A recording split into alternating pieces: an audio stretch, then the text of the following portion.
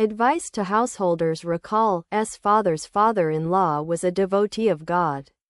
He asked the master, "Sir, can one realize God while leading the life of a householder?"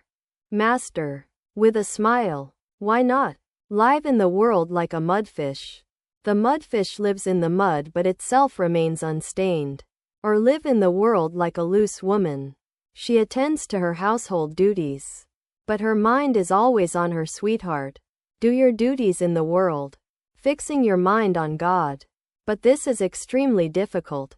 I said to the members of the Brahmo Samaj, "Suppose a typhoid patient is kept in a room where there are jars of pickles and pitchers of water. How can you expect the patient to recover?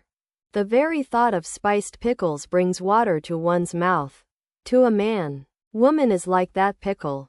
The craving for worldly things, which is chronic in man, is like the patient's craving for water.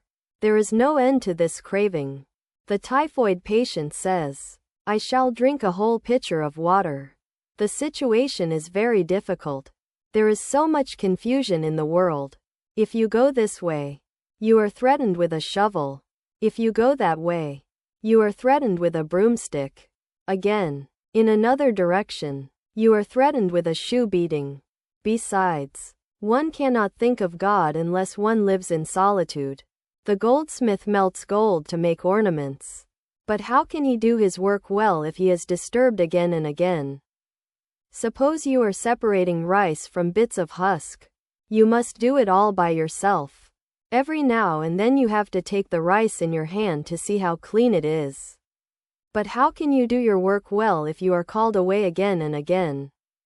A devotee: "What then is the way?" "Sir, Master, there is a way. One succeeds if one develops a strong spirit of renunciation. Give up at once, with determination, what you know to be unreal." Once, when I was seriously ill, I was taken to the physician Gangaprasad Sen. He said to me, "I shall give you a medicine, but you mustn't drink any water. You may take pomegranate juice."